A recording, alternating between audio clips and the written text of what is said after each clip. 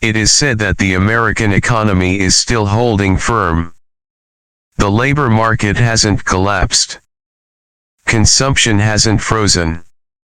And America, as it has many times before, will eventually adjust. But if that's true, then why has interest payments on the federal debt become one of the largest expenditures in the national budget, exceeding many core social programs? This isn't on the stock market chart. Nor is it in short-term growth reports. It's in America's fiscal structure, where public debt has exceeded the size of the entire economy, and continues to swell silently. For decades, the U.S. federal debt was considered absolutely safe. Treasury bonds were considered a risk-free asset. The U.S. dollar was the ultimate safe haven whenever the world was unstable. But what happens when America itself becomes the largest debtor in modern history, and the cost of maintaining that debt is rising faster than economic growth? This crisis didn't come with a sudden collapse like in 2008. It didn't require people lining up to withdraw their money. It didn't require markets to close. Instead, it unfolded in a slower, colder, and more dangerous way. The total U.S. federal debt has surpassed 100% of GDP, a threshold previously only seen during wartime or exceptional crises. High interest rates are driving up the cost of interest payments, eroding budget space each year. And to maintain the current system, the government is forced to borrow new money to pay off old debt, a fiscal spiral that is increasingly difficult to reverse. These numbers, taken individually, may not create panic. But when put together, they tell a less pleasant story. Because this isn't just Washington's story. It will determine future taxes, how public services will be cut, what interest rates will remain, and ultimately, the economic well-being of tens of millions of American households. So, when will the U.S. default? How much longer can this fiscal system withstand the social cost before it becomes too great to ignore? To understand that, we first need to look at how the U.S. economy is being told on the surface, where the numbers still appear stable, while the risks are growing. On the surface, the story of the U.S. economy is still being told in a familiar pattern. Growth hasn't collapsed. Unemployment remains at historically low levels. Household consumption, the largest pillar of GDP, hasn't stopped. The stock market continues to reach new highs.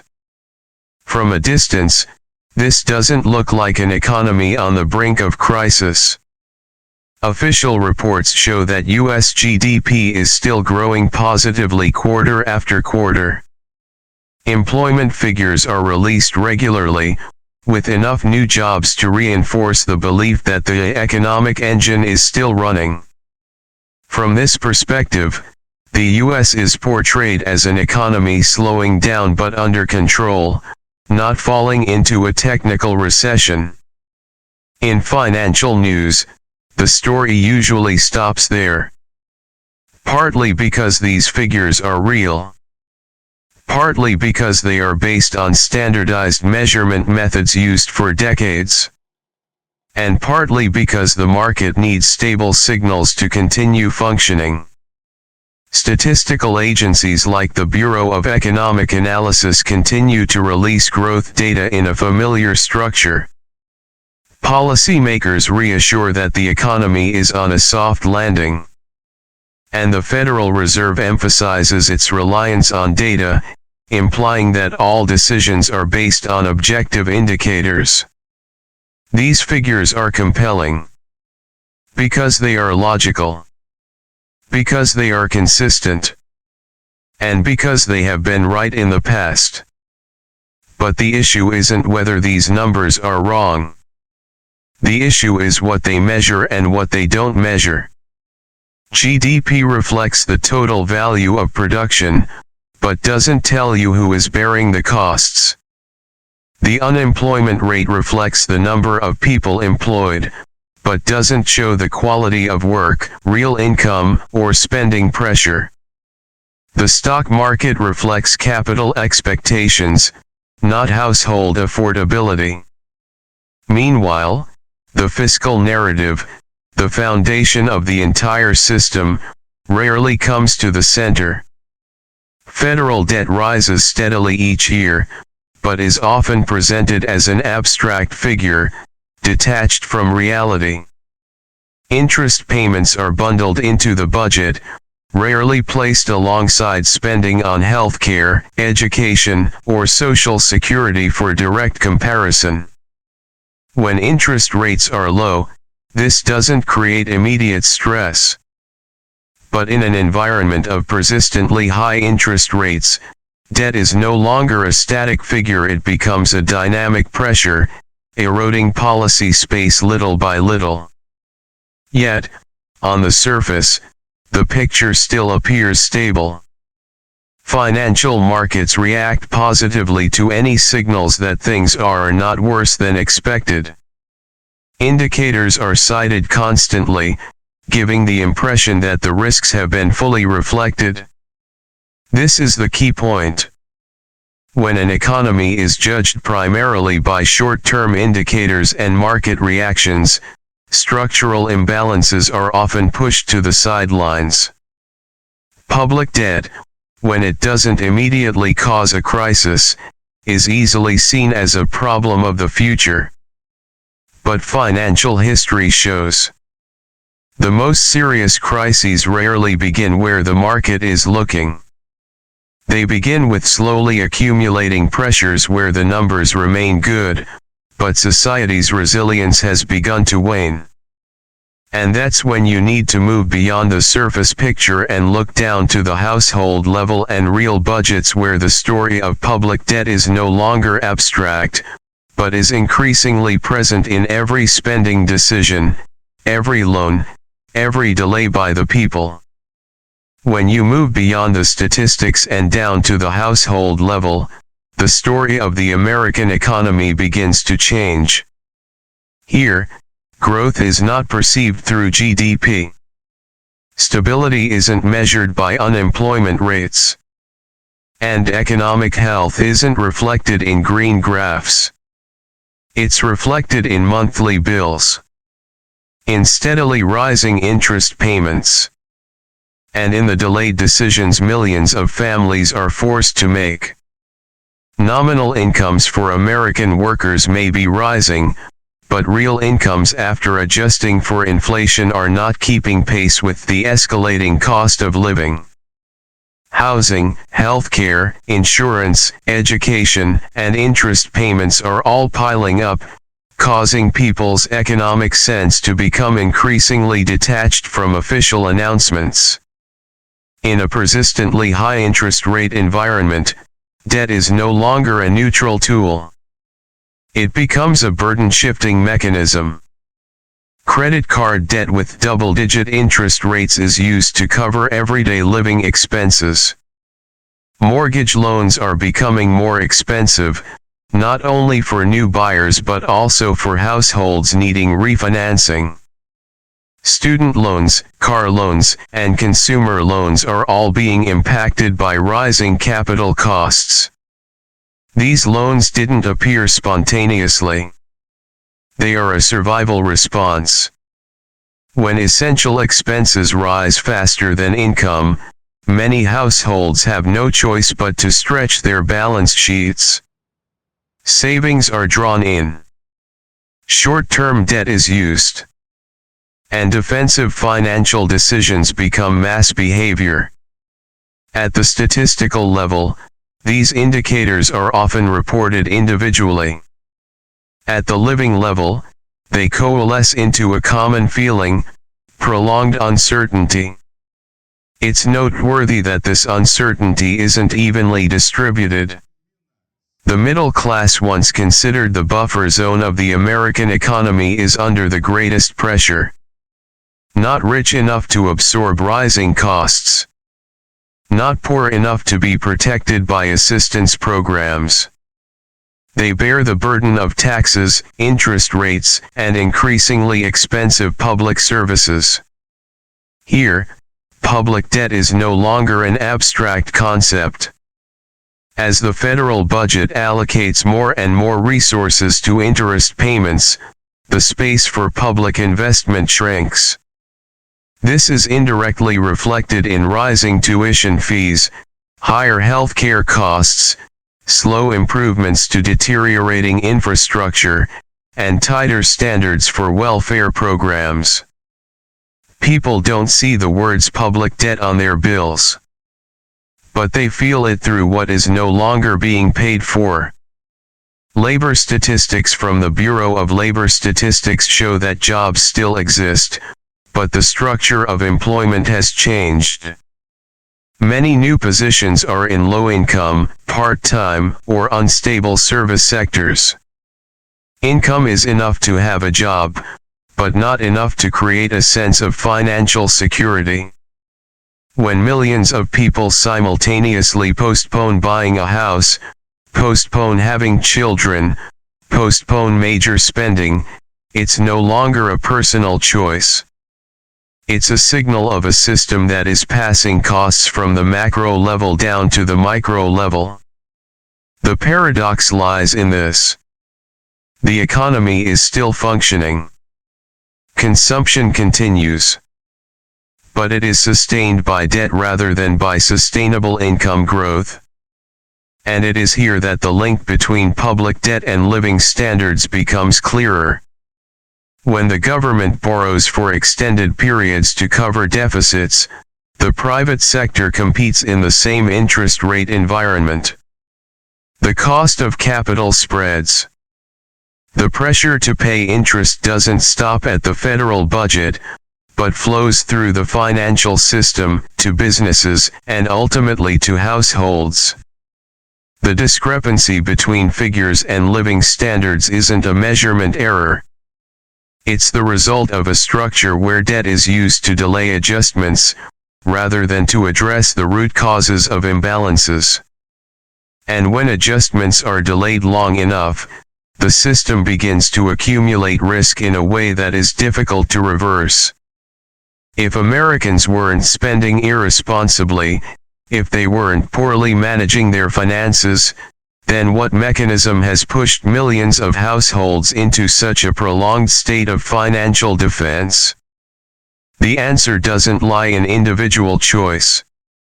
It lies in the operational structure of the entire system. To understand why U.S. public debt is no longer a distant future issue, we need to move beyond superficial phenomena and delve into the operational structure. It's not a single decision, but a series of mechanisms that have accumulated over decades, now simultaneously amplifying each other in a high-interest rate environment. The first link in the chain is the structural budget deficit. The United States has long been accustomed to spending more than it earns, even in the absence of crises or wars. Deficits are no longer a temporary tool to bridge through recessions, they have become the default. Even favorable economic cycles don't generate surpluses, and the room for adjustment erodes over time. In this context, debt increases not only because of large spending, but also because of a lack of reversibility. Each year, the fiscal system takes another step into inertia, borrowing to maintain current operations, rather than borrowing for investment to create the capacity to repay debt in the future. The second link in the chain is the reversed interest rate environment. For more than a decade, extremely low interest rates masked debt risks. Cheap borrowing made deficits bearable, and public debt was considered sustainable. But when interest rates returned to higher levels, that logic reversed. Debt no longer stood still, the cost of servicing debt is ballooning exponentially. This is the key point. The issue isn't just how much debt there is, but the rate at which interest payments increase relative to economic growth. When interest payments rise faster than GDP, debt becomes a drag, forcing the budget to allocate more and more resources just to maintain the status quo. The free budget for long-term investment therefore shrinks. The third link is the structure of spending that is difficult to cut. The majority of the federal budget is tied to mandatory programs, Social Security, healthcare, and subsidies. These are expenditures tied to demographics and long-term policy commitments, making them difficult to adjust quickly without causing social backlash. As the population ages, this pressure increases over time, regardless of the economic cycle. Meanwhile, discretionary spending cuts are often focused on infrastructure, education, and research expenditures with long-term effects on productivity. This creates a paradox. To maintain short-term stability, the system sacrifices a foundation for long-term growth. The fourth link is the market's dependence on U.S. public debt. U.S. Treasury bonds are not just tools for financing the budget, they are the foundation of the global financial system. Banks, investment funds, and financial institutions use them as collateral, as a measure of interest rates, as a safety benchmark. This creates sustainable demand but also creates a two-way dependence. As public debt swells, the global financial system becomes increasingly intertwined with U.S. fiscal capacity. Any fluctuation in confidence, however small, can have far greater ripple effects than initially anticipated. Therefore, risk is no longer an internal matter, it is systemic. The fifth link is policy lag. Fiscal and monetary decisions have long lags. When deficits widen, negative impacts don't appear immediately. When interest rates rise, the cost of interest on debt doesn't increase immediately because debt has a fixed term. This lag creates a false sense of security, delaying adjustments until policy space has narrowed. Here, the role of the Federal Reserve becomes sensitive. Monetary policy is designed to stabilize inflation and the economic cycle, not to finance the budget. But when high interest rates expose the cost of debt, political pressures and market expectations begin to overlap, blurring the lines of policy.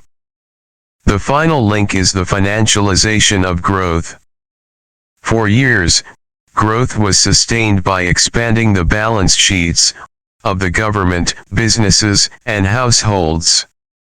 This delayed adjustments, but at the same time increased leverage across the system. When the cost of capital rises, all links are under pressure, with no buffer to absorb the shock. When these links are placed side by side, the picture becomes clearer. U.S. public debt didn't rise because of a momentary mistake. It rose because of a structure that encourages deferral, where costs are pushed into the future, while benefits are consumed in the present. And when that future arrives, the system doesn't collapse in a single moment. It erodes piece by piece, through tightly controlled budgets, through increasingly limited policy choices, and through difficult decisions forced to be made under time pressure. When the fiscal system is under pressure, the impact doesn't stop in Washington. It spreads outward, through the private sector, and back into social life in less discussed ways. When the fiscal system is tightly controlled, the impact doesn't stop at the federal budget tables. It spreads in a chain reaction from government to financial markets, from markets to businesses, and from businesses back to local communities. In the first layer of diffusion, high and prolonged capital costs become a drag on the private sector. Small businesses, which rely heavily on short-term credit, are affected earliest. Their ability to borrow new funds decreases, refinancing costs increase, and expansion decisions are delayed. This doesn't create an immediate shock, but it creates a widespread economic inertia: less hiring, less investment, less risk taken. At the next level, local communities begin to feel the effects acutely. As federal funds are siphoned off to pay interest on debt, federal aid, grants, and investments struggle to keep pace with real needs. State and local governments are left to fend for themselves in a high interest rate environment, where local bonds become more expensive. The consequence is delayed infrastructure maintenance, underfunded schools, and streamlined public services. These impacts rarely appear in the big headlines. They are dispersed. They don't happen all at once, but they accumulate over time. One of the biggest risks often overlooked is the confidence effect. When businesses and households believe that the cost of capital will remain high and public spending will continue to be tight, economic behavior shifts defensively.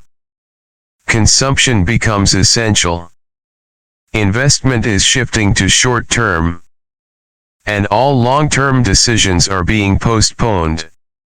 This creates a negative feedback loop. Slower growth makes it difficult to reduce the debt-to-GDP ratio, further tightening fiscal space. Another less discussed risk is refinancing in an unfavorable environment. U.S. public debt has maturities, meaning interest costs don't rise immediately. But as old bonds mature and new ones must be issued at higher interest rates, the interest burden increases in stages. This process is insidious, but once it begins, it's difficult to reverse in the short term. At a deeper level, there are statistically invisible groups that are most heavily impacted. Long-term renters face rising living costs while their incomes don't keep pace.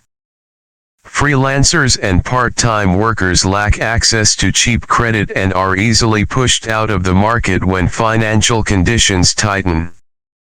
The elderly living on fixed incomes face the double pressure of medical costs and interest rates. These groups don't cause market crises, but they create potential social crises.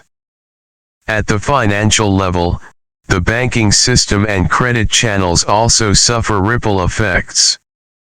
Credit growth slows, lending standards are tightened, and risk absorption capacity decreases.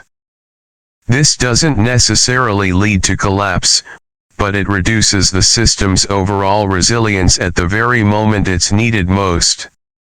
One often overlooked aspect is the interaction between public debt and the economic cycle. When a recession, even a mild one, arrives, policy responses are constrained by high interest costs and fiscal pressures. The ability to stimulate the economy is limited, making small shocks more likely to last longer than usual. Here, the risk isn't in an extreme scenario. It lies in the gradual erosion of responsiveness. When budgets are locked, policy becomes reactive. When the response is slow, market expectations shift. And as expectations shift, economic behavior adjusts defensively, slowing growth, increasing debt pressure, and continuing the vicious cycle. The key takeaway is: this type of fiscal crisis doesn't need a clear trigger event.